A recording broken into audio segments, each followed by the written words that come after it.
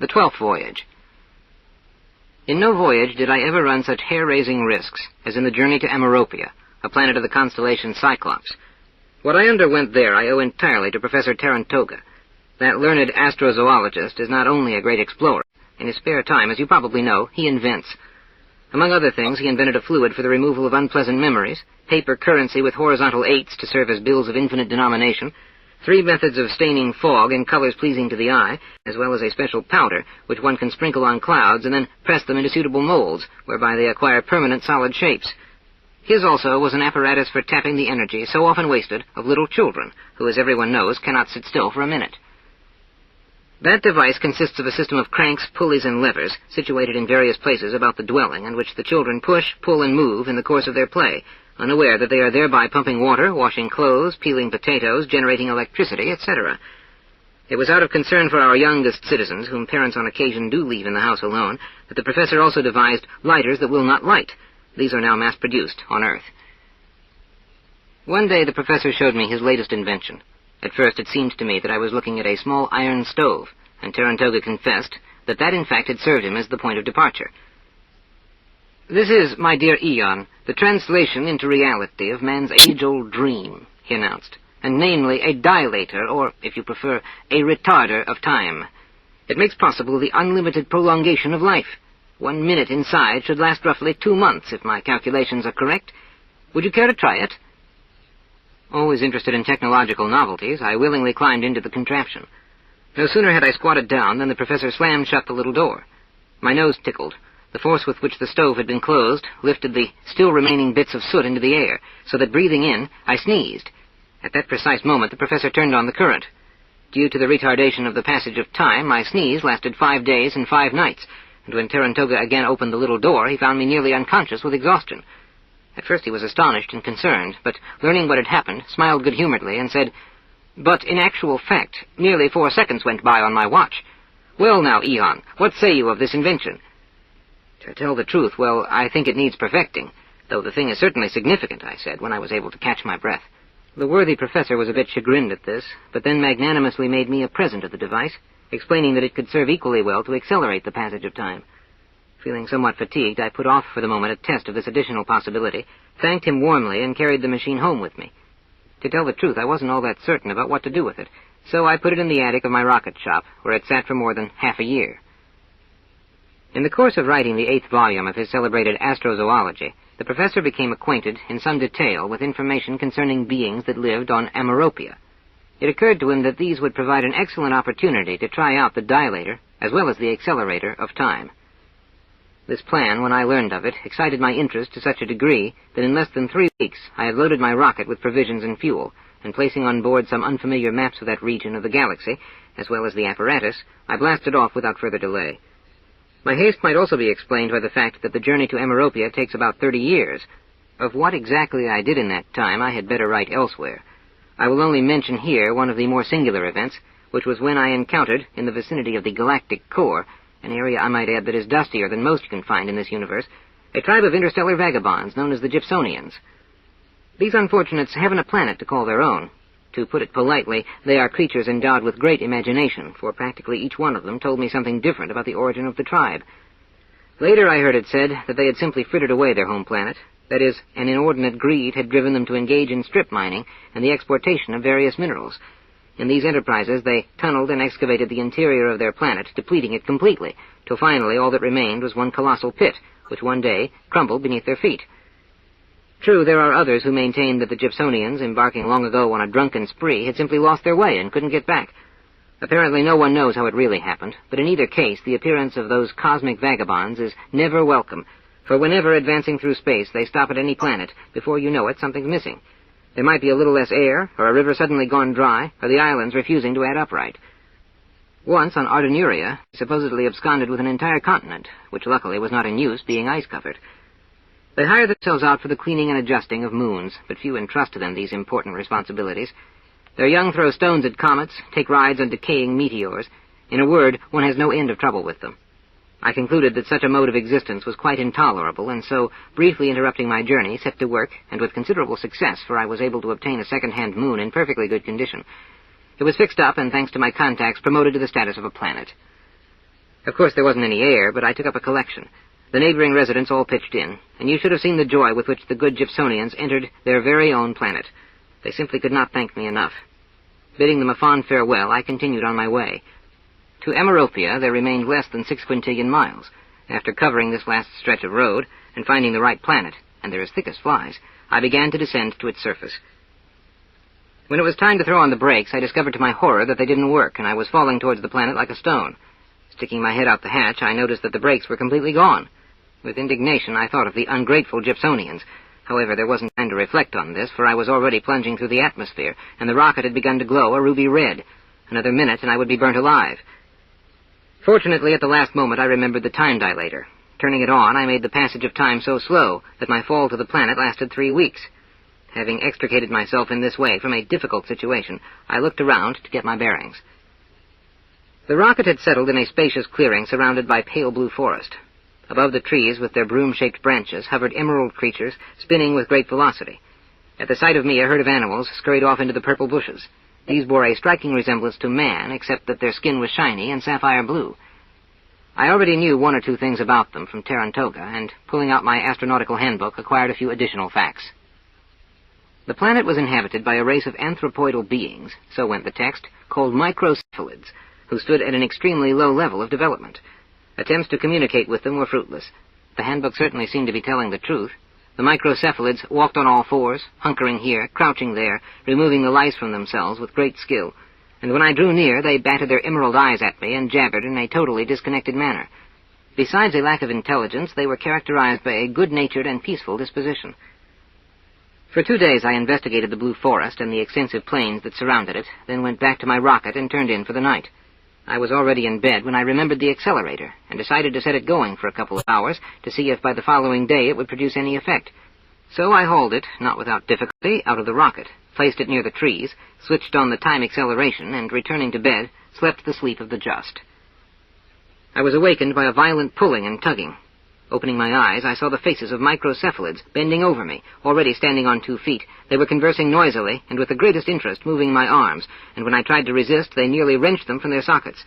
The biggest microcephalid, a lilac giant, forced open my mouth, and sticking his fingers in, counted my teeth. Struggling helplessly, I was carried out into the clearing and tied to the tail of the rocket. From this position, I watched the microcephalids taking whatever they could from the rocket. The larger objects that would not fit through the opening of the hatch they first broke into pieces with stones.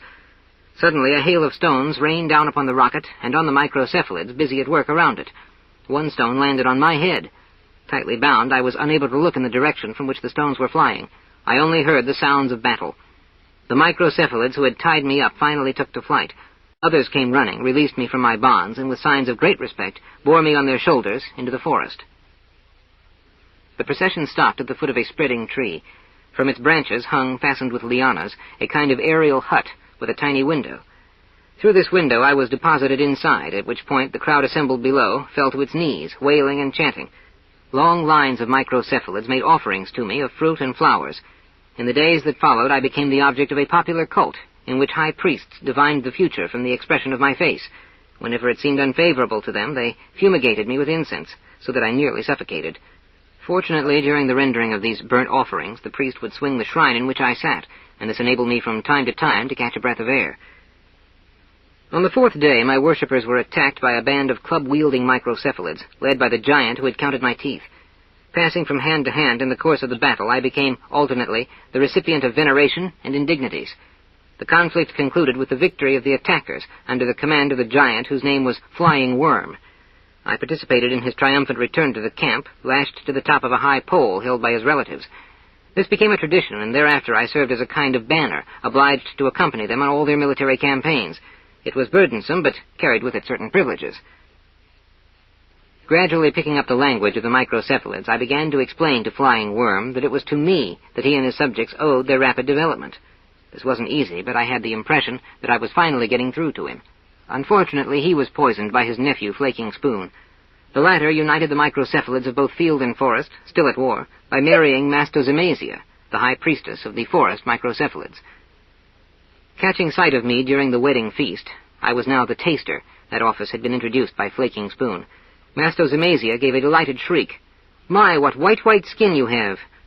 This filled me with misgivings, which all too soon proved true.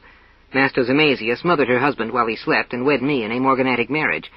To her, in turn, I attempted to explain my services on behalf of the Microcephalids, but she misunderstood me, for after the first few words she exclaimed, "Aha, you don't love me any more," and it took me quite some time to reassure her. In the next palace coup, Master Zemazia perished. I saved myself by jumping out the window. What remained from our union was the white and lilac color of the national flag.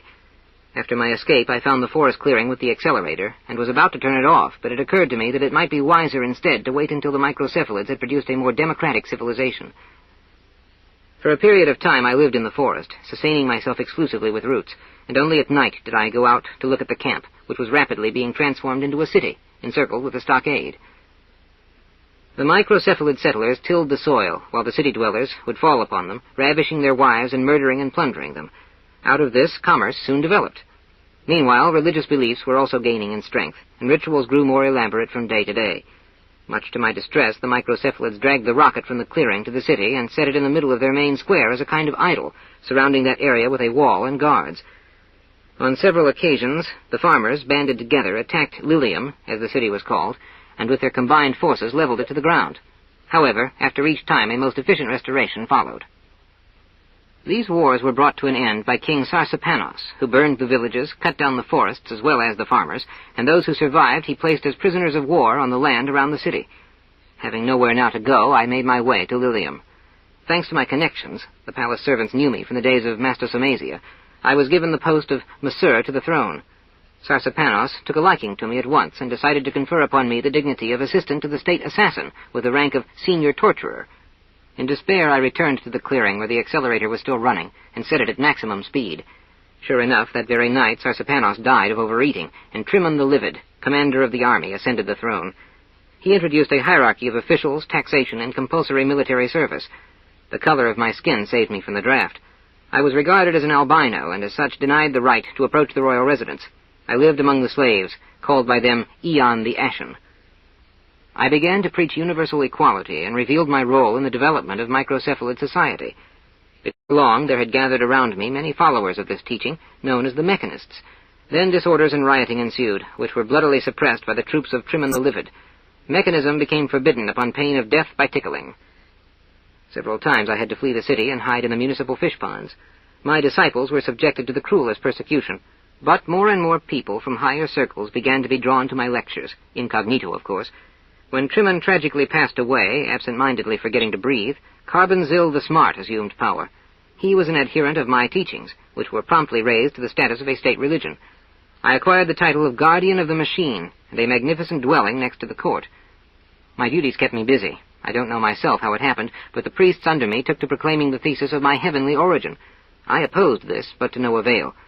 In the meanwhile, there arose a sect of anti-mechanists, who held that the microcephalids were developing in an entirely natural manner, and that I was a former slave who had deceitfully whitened himself with lime to make fools of the people.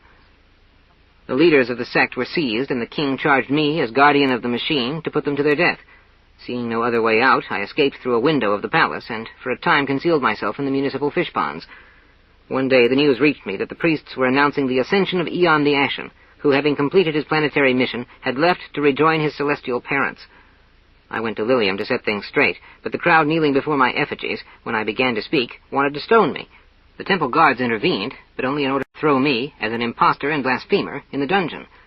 For 3 full days they scrubbed and scraped me, trying to remove the whitewash with which I was supposed to have impersonated the beatified Ashen.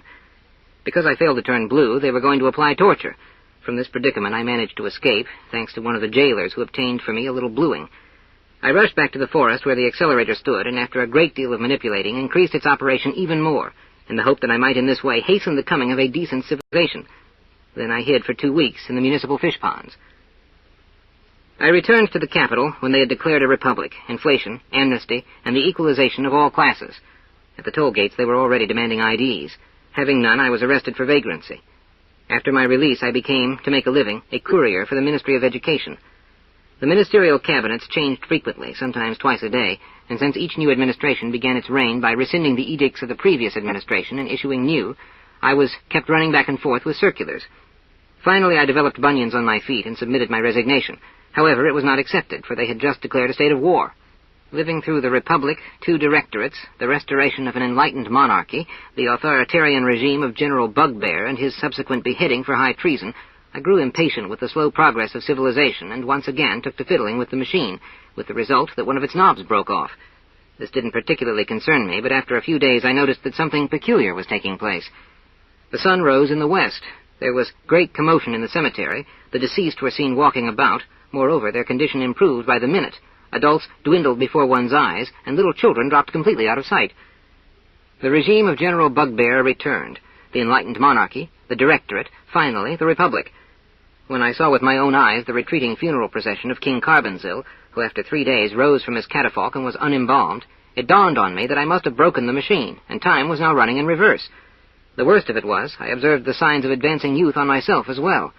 I decided to wait for the resurrection of Carbonzil I, when I would again become the great mechanist, and be able to use my former influence to get to the rocket, which was serving as a sacred idol. The only trouble was the alarming rate of change. I wasn't sure I could last until the right moment. Every day I stood next to the tree in my backyard and marked the height of my head.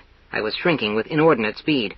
By the time I was guardian of the machine at the site of Carbonzil, I looked no older than 9, and there were still provisions to be gathered for the trip. At night I loaded them into the rocket, which cost me no little effort, for I was growing progressively weaker. To my great horror, I discovered that in moments of leisure from palace duties I felt an irresistible urge to play tag. When at last the vehicle was ready to go, I crept into it at the crack of dawn and reached for the starting stick, but it was too high. I had to scramble up on a stool before I could move it. Intending to curse, I was appalled to discover that I could only mule. At the moment of takeoff, I was still walking, but apparently the effect had acquired some momentum, since even after leaving that planet, when its disk loomed in the distance as a whitish spot, it was only with the greatest difficulty that I was able to crawl over to the bottle of milk, which I had providently prepared for myself. I had to take nourishment in this fashion for 6 full months. The journey to Ameropia lasts, as I mentioned at the beginning, about 30 years. Consequently, upon returning to Earth, I did not alarm my friends with my appearance. I only regret that I lack a good imagination, for then I would not have to avoid meeting Tarantoga, and could surely spare his feelings by making up some cock-and-bull story in praise of his talent